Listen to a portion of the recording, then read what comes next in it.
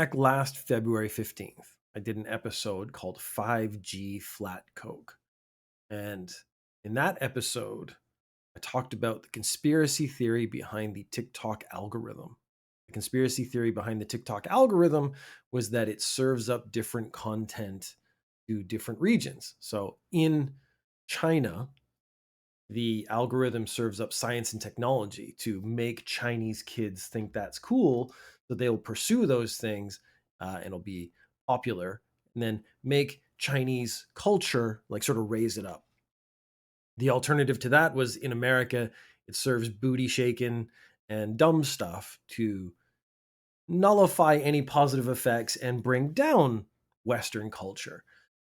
Now, that actually was before I realized that the TikTok app is not available on mainland China. So I didn't actually know that when I was actually doing that thing. So we're talking about TikTok in congressional hearings, which is, peak content.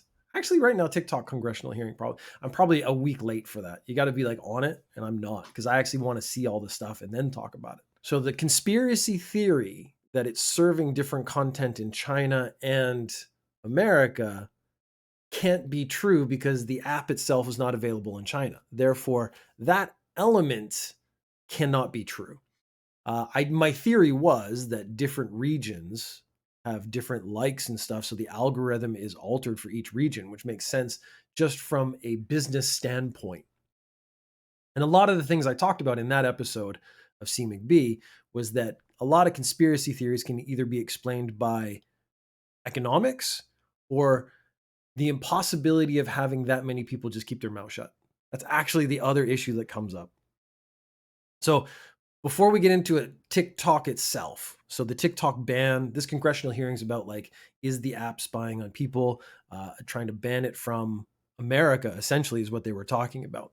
Why has this come about and what do I think about it? Well, it's come about primarily, again, because of economics. The thing they're not saying is TikTok is taking all the ad revenue away from other companies like Google and Facebook and all these other sort of competitors.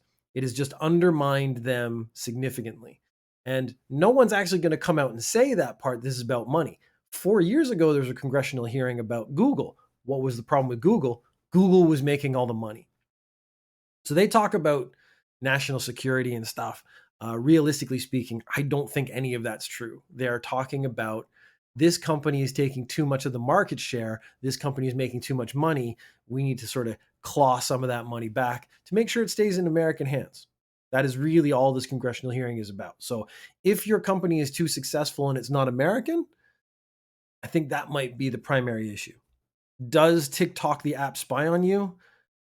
Yes, but so does every other app that exists. So if you have Facebook, Facebook tracks you. If you use Google, Google tracks you.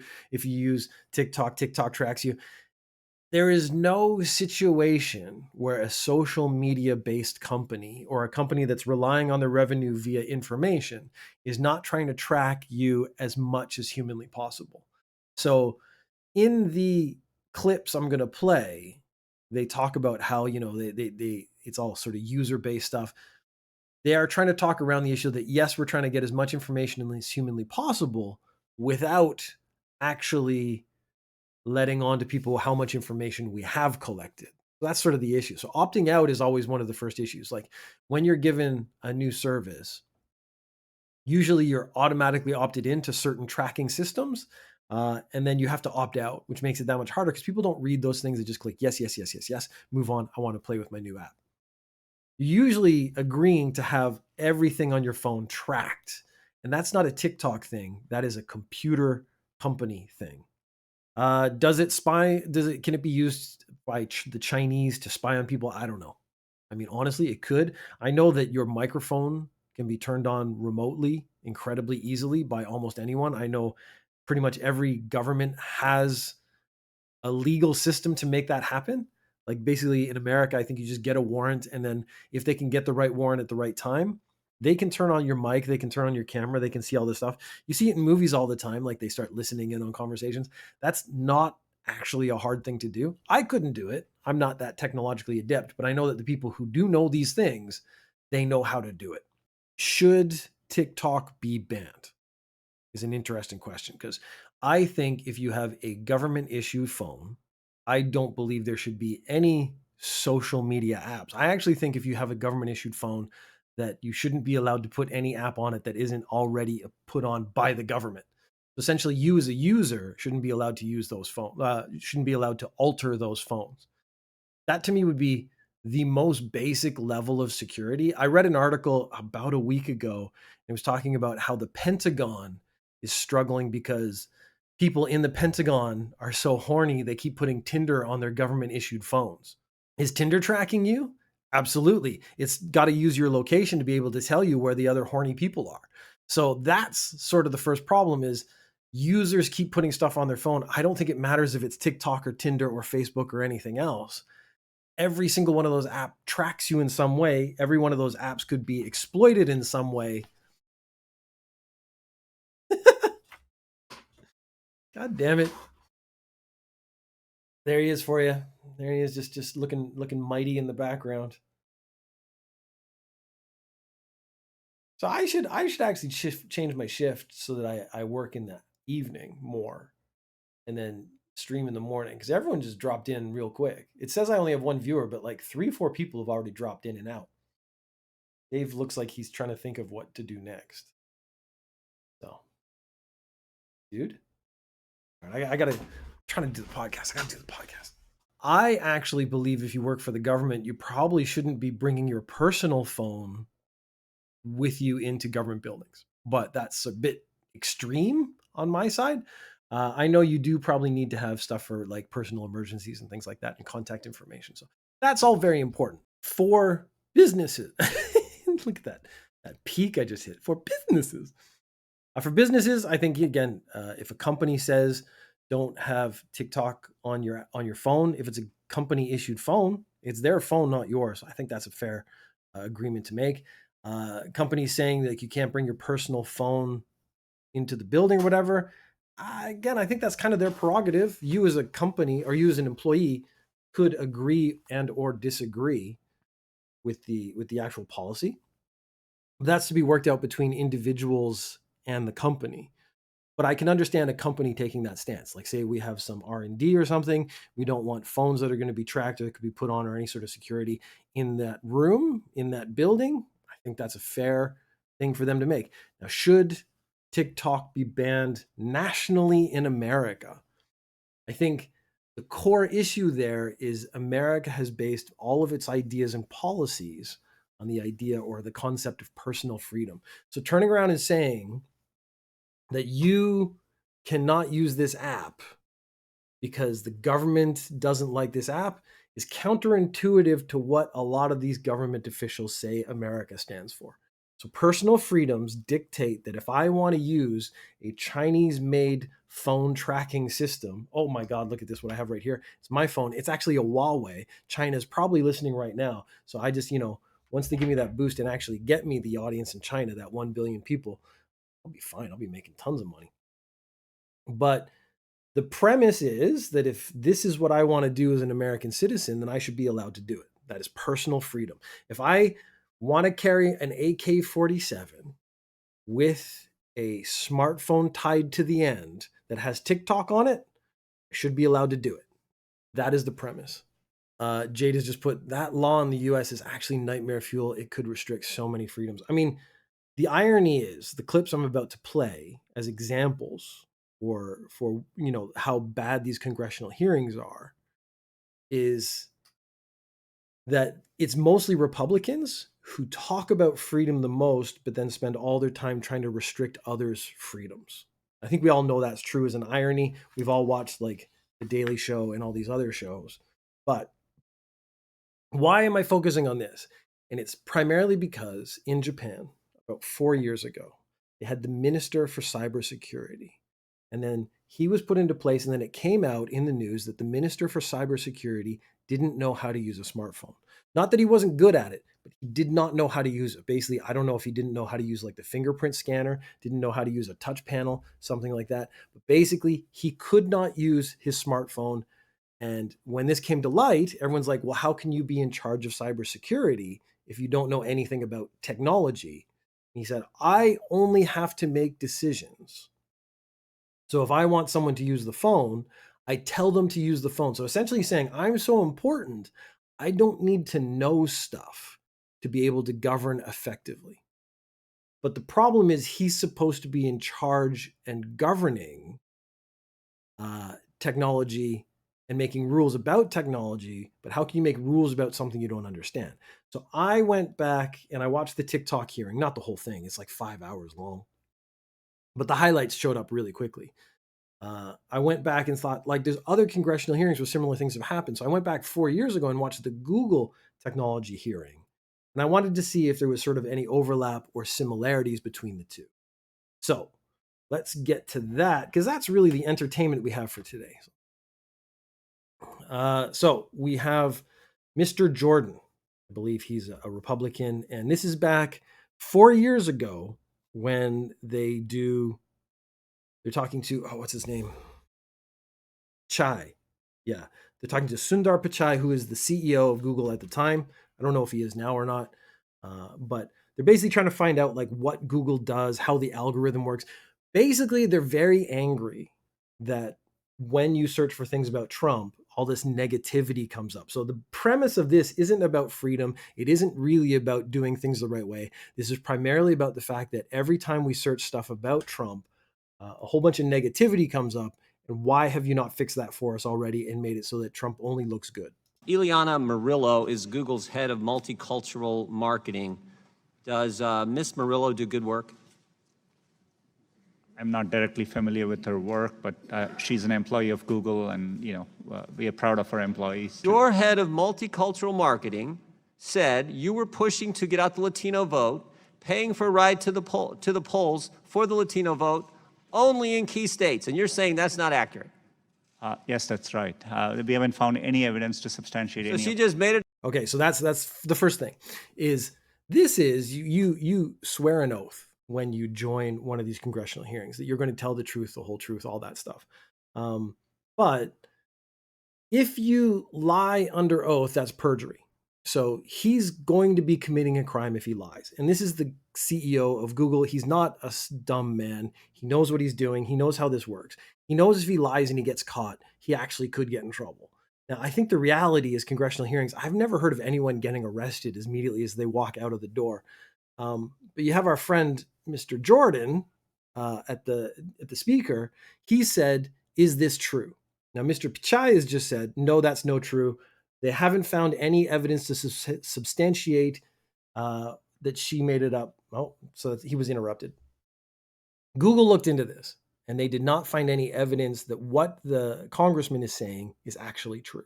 It up out of thin air the day after the election and wrote this email to your top executives, and it's not true?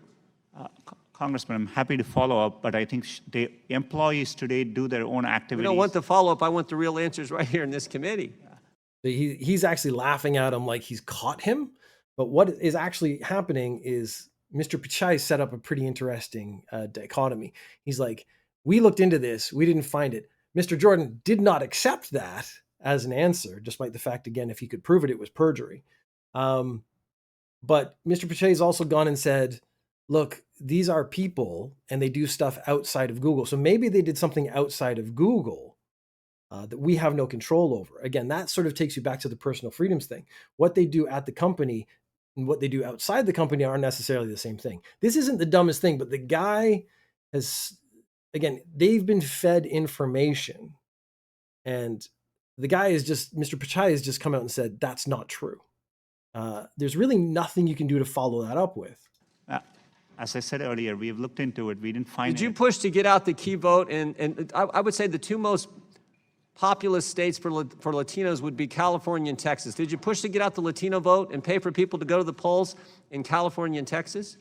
We as a company didn't have any effort to push out votes for any particular demographic. So basically he says no.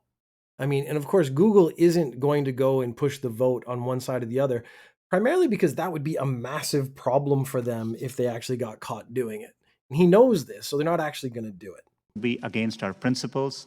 We participate in the civic process in a nonpartisan way, and we think it's really important we do it that way. I have an iPhone, and if I move from here and go over there and sit with my Democrat friends, which will make them real nervous.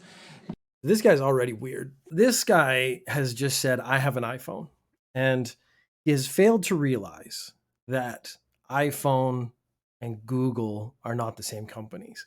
And this is, again, sort of an example of my point. We have people in charge who don't understand the fundamental nature of different things.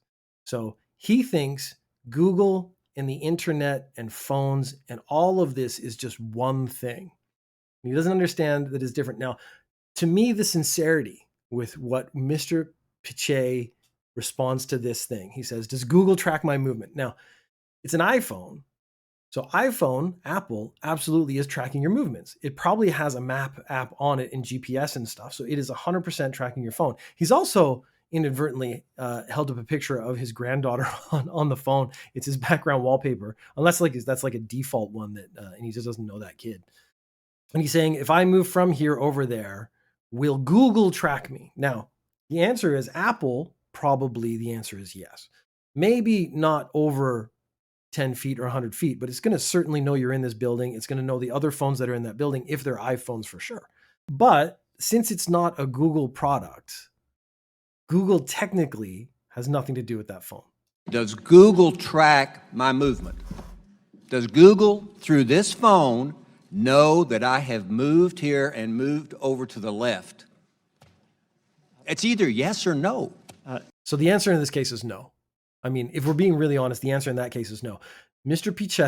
Pichai is actually going to respond to this more appropriately by saying, like, there is the possibility that you had, let's say, Google Maps on your phone and Google Maps would track you because you would have let it. But he can't get that far because the guy just starts demanding yes or no answers when these are not yes or no answers. And if he is going to do yes or no answers, the answer is no, it's not, because it's an iPhone. Not by default. There may be a Google service which you've opted into use, and if So Google knows that I am moving over there. It's not.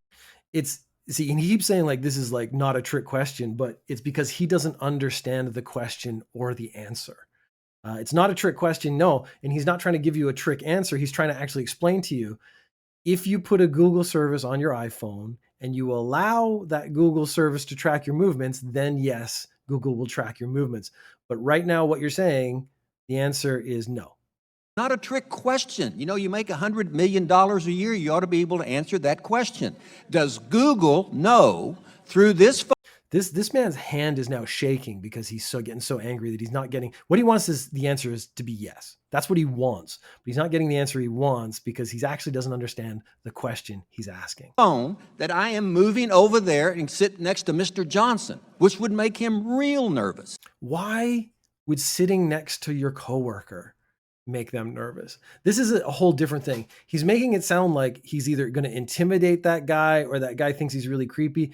I don't understand why him moving across the room to one of his coworkers would make his coworker so nervous. Because Mr. Poe is not that intimidating to me. He's a pudgy older man. He's got a little less hair than me, but you know, we're on the same path in that one. But I would not find him intimidating in any way. I don't understand why he's making his coworker so nervous, unless it's the way he behaves, like a fucking psycho. It's his question. It's yes or no. I wouldn't be able to answer without looking at. You can't say yes or no. He's saying, I can't say look at yes or no without looking at your phone because I have to know what services are on your phone. But this guy doesn't understand that the apps and the phone are actually different things. He thinks it's just one thing. Without knowing more details, sir. So anticipating what took place in 2016 happening again, and this is specifically regarding what Russia did to foment racial tensions in the United States, and wanting to know how you are responding to that, where they called for, you know, fake protest, either to get African Americans to turn out to protest something that was fake, or to have white supremacists be ginned up to attack communities of color. And can I just say that I have not heard the phrase ginned up in a very long time, and I really enjoy the use of the phrase ginned up. I would like to see a lot more ginned up talk in my life. So specifically, what is Google doing to respond to that? We mainly saw, with respect to Russia, limited improper activity on our ad platforms. But in general, we are not a social networking company across the products we do.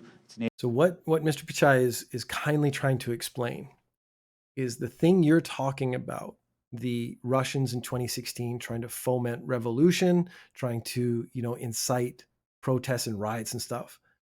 That was done on Facebook. So this congresswoman maybe doesn't understand that Facebook and Google are different things, different products, different services. She may not understand where that actually happened in the first place. It's really hard to understand. Area we haven't done well as a company.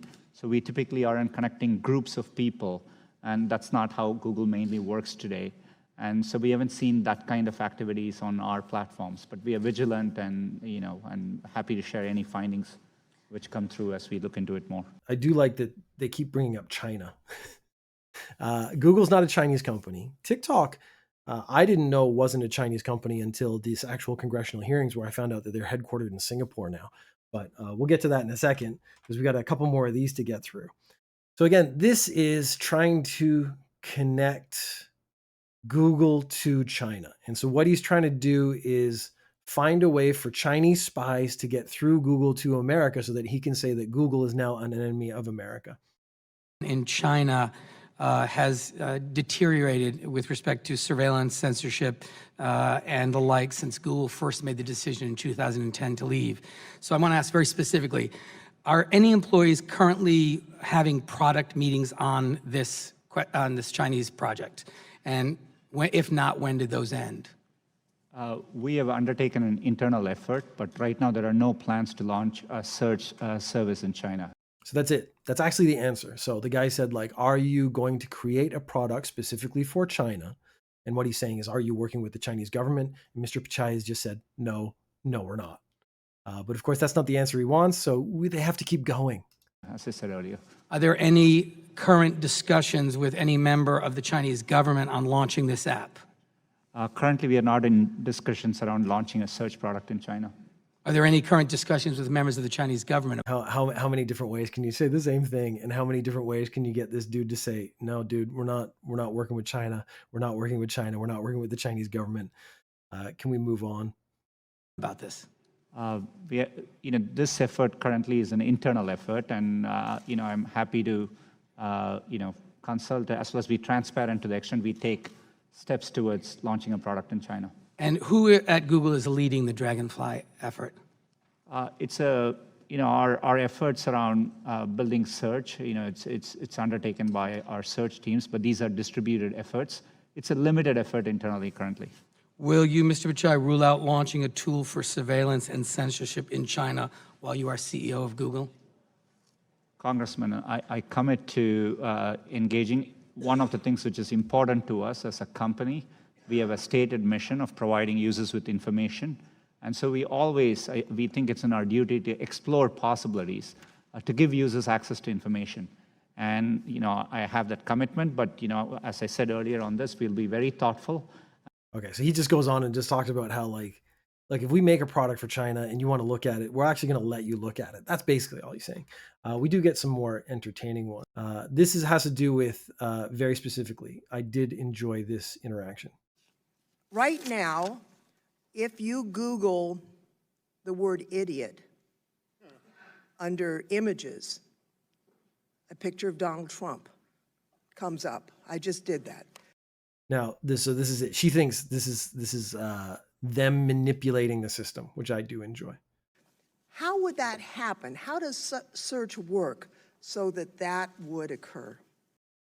So for me, the problem here is that you have someone who needs to ask how search works. Now, again, I'm not a technology expert, but I do have a fundamental understanding of how search works.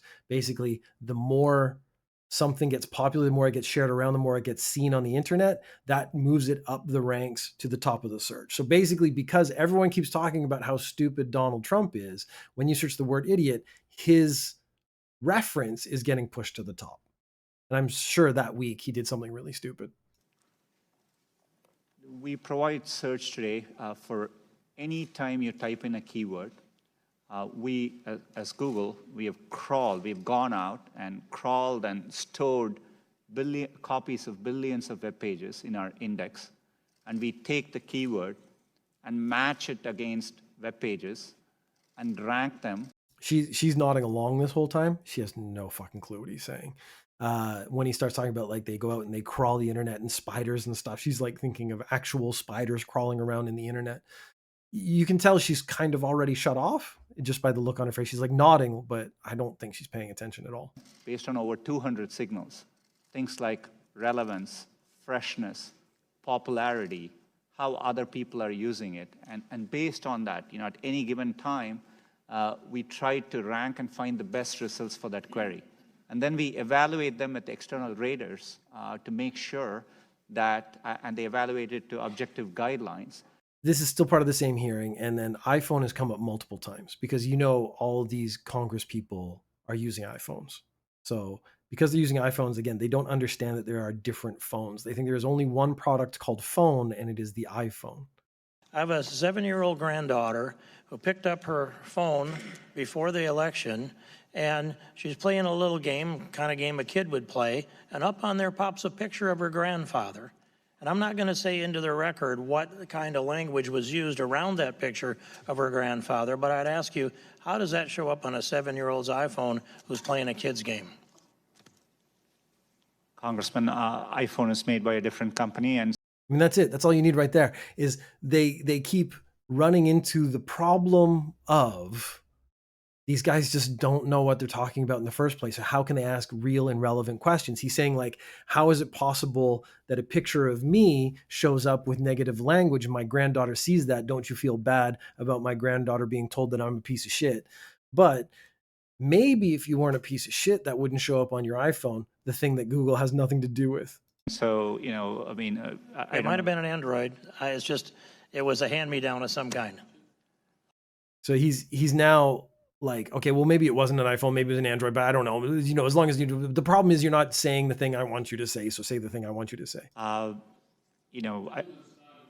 ask, I'm happy to follow up and understand the specifics. There may be an application which was being used. So he goes back because it's not necessarily Google. It depends on what apps are on your phone. This is, again, one of the fatal flaws that these people just don't seem to understand. Then we're going to move on to the actual TikTok one. So this happened like about a week ago or 2 weeks ago. Of course, it was really big on TikTok because all those people thought, this is unfair. I don't think a lot of the people who were talking about it actually understood the issues at hand. But I think really more than anything else, this is about TikTok undermining the monetary value of the competing services, which has pushed Congress into action. Can you say with 100% certainty that TikTok does not use the phone's camera to determine whether the content that elicits a pupil dilation should be amplified by the algorithm? So what he's saying is that, I love this. This to me shows that he's been fed information. That information is conspiracy level stuff. He has no fucking clue what he's talking about. So he's saying when I look at TikTok and a juicy booty comes onto the screen, my eyes will dilate. And TikTok is using my camera to watch my eyes, and it's going to see if my eyes dilate. And when I see the juicy booty, my eyes dilate, and it goes, oh, we better serve up CMcBeefchest some more juicy booties. And that'll get him addicted to this. And then we will have full control over CMcBeefchest's life and future and all his money. Weirdly accurate, though. The response to this, again, these are CEOs. They are much, much more classy people than me. My response to this would have been no, and just left it at that. And if he has follow-up questions, ask follow-up questions. These guys are very generous in their answers. That's because they're not really on trial. I would have treated this like a trial and just said no and not explained it unless he asked more questions, and then answered those questions specifically and not explained anything. Can you tell me that? We do not collect body, face, or voice data to identify our users. We do not. You don't? No. The only face data that you get, that we collect, is when you use the filters to have, say, sunglasses on your face. We need to know where your eyes are. So what he's saying that if you are going to use a filter, which means you're already using your camera, They use facial recognition to find out where your eyes are so that they can put fake sunglasses on your eyes. They need to know where the top of your head is so they could put like bunny ears on your ears. So when you use any of those filters, they need to know what a head is and what it is so they can put things on the right part of your head. This guy, again, of course, that's not the answer he's looking for. Therefore, it's completely unacceptable. Why do you need to know what the eyes are if you're not seeing? Why do you need to know where the eyes are if you're not seeing if they're dilated? Because the dilation of the eyes is irrelevant to anything, because that actually probably, if you're holding the phone the wrong way, it's not going to pick up that information anyways. But why do you need to know where the eyes are? We need to know where the eyes are so that our filter works if they're not being dilated, because that's irrelevant to what we're talking about.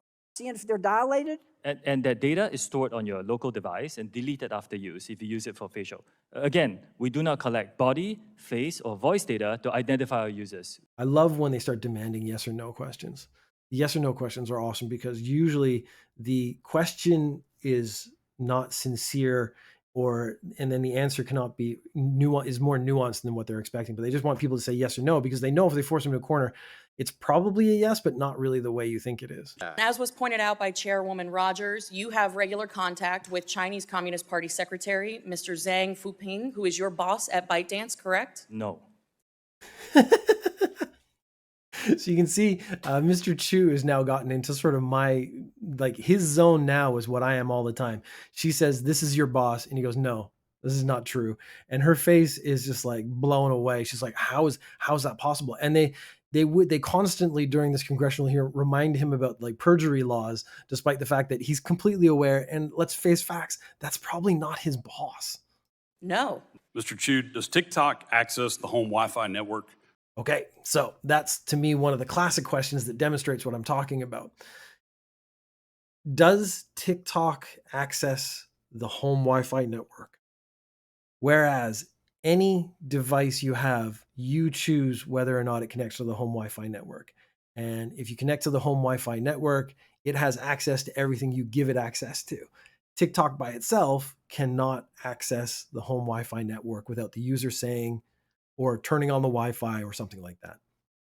This guy, Mr. Hudson from North Carolina, does not understand how home Wi-Fi networks work.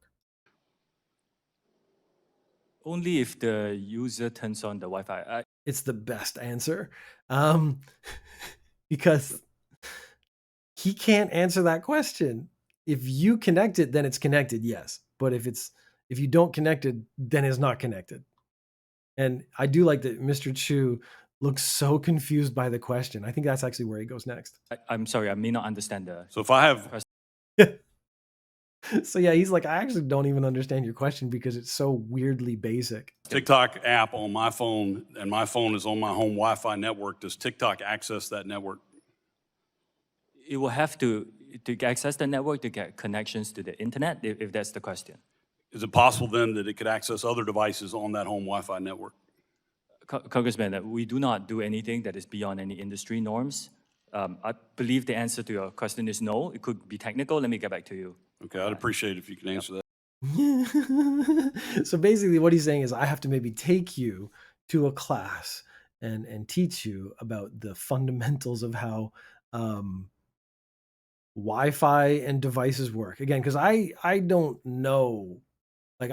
I know how Wi-Fi works. It's a magic beam in my house that connects to the internet, which is another set of magic beams. It's one in the air, and then my phone connects to that magic beam, and through that magic beam, I can get to the internet. That is my fundamental knowledge, but I do understand that I have to tell it to connect to that A so that it can connect to B so I can get my booty shaking pics that I'm looking for so desperately. Actually, right behind my head on the video, it's actually two gigantic booties. I'm actually really glad that my little face cover is covering that because that would be weirdly embarrassing. This is one of my favorite. No. Okay, the internet. Jay just put in the chat. The internet. Someone else's computer, either connected to you, but with a magic beam or a very, very long, very expensive ocean cable. Ocean cables are also magic. Because how did they get there? I mean, you can't put a cable on the bottom of the ocean. So how did it get there? It was there. God made ocean cables and we just connected to them. That's what happened. Anyways, it's so this first part of the clip I've actually played previously. It's what he says after this, because he didn't get the answer he wanted, because again, he doesn't understand what he's talking about.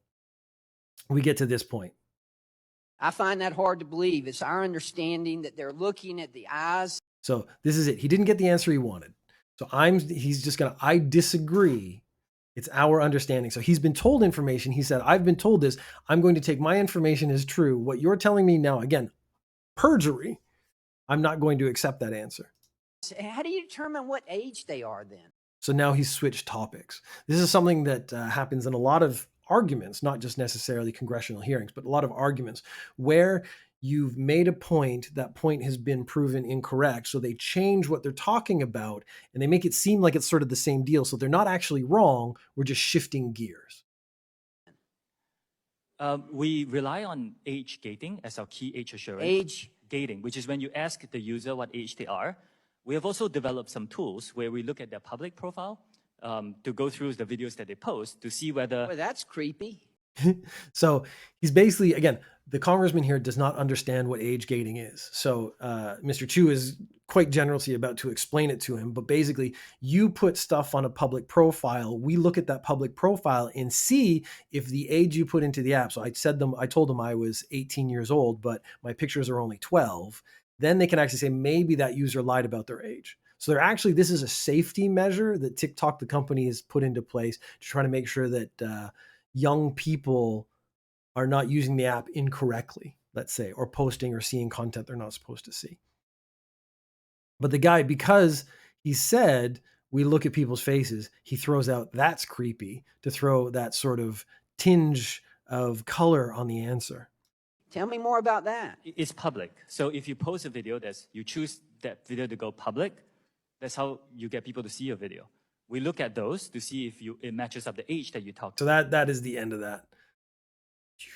It is a pretty simple conclusion, and I think it's self-evident to say that the problem with congressional hearings on technology is the fact that none of these people understand technology. The problem with politicians in general is that politicians cannot understand the nature of every industry they're supposed to govern, and that is problematic in that they are often talking about things they don't understand. Oh, Dave, look at this. Okay. You cannot have sympathy for Dave. The heart wipe is pretty good though, yeah? Look at this. I found that the other day. I was going through some of my settings. I really enjoyed the heart wipe. Look, Dave, he got a walk this morning. As soon as I finish this podcast, I'm going to take him for a second walk. And then, I'm sorry, this dog has one of the best lives I know of. He gets up, he walks, he has breakfast, he sleeps, he walks, he sleeps, he walks, he has dinner, and he sleeps. He's a pretty happy animal. But, okay, what was I saying now? Which is way more important. So it actually calls into question politics. Not just politicians, but politics in general. Should people who don't understand a subject be in charge of that subject? So should I, if I become a politician, be in charge of economics when I don't really understand economics other than the most fundamentals? Should I be in charge of technology or making rules about the internet when I don't honestly understand the internet? I clearly, with my incredibly shallow knowledge of technology, because I do enjoy technology, I play games, I stream, I have a lot of devices, I make this podcast, and it's all bits. But if you actually ask me how any of this truly functions, like how does my voice go into the microphone, into the computer, through Twitch, onto the stream, and out into the world? I mean, it's magic electricity. I have no clue. Should I be regulating that? I actually don't believe I should be. Should I be in charge of economics and the World Bank? Absolutely not, because I don't understand anything about it. And that to me maybe is one of the fundamental flaws, is we keep voting in people who are politicians to be in charge of things that they don't understand. I am talking about a gigantic shift in just how everything should work. And basically we would need not just technology people, because technology people might not be the best people to be in charge of technology. We need altruistic technology people to govern technology. We need altruistic economics people to be in charge of economics, those kind of things. We would need altruistic border patrol people to be in charge of the borders. And I think that maybe is where it all falls apart, because politicians by their very nature are not altruistic. Certainly, I can be bought and sold. I keep putting it out there. Doritos, you want to sponsor the podcast? I am absolutely available. It's not going to take you very much money considering how big your empire is. So, like, let's get corrupt. And yeah, magnets, how do they work?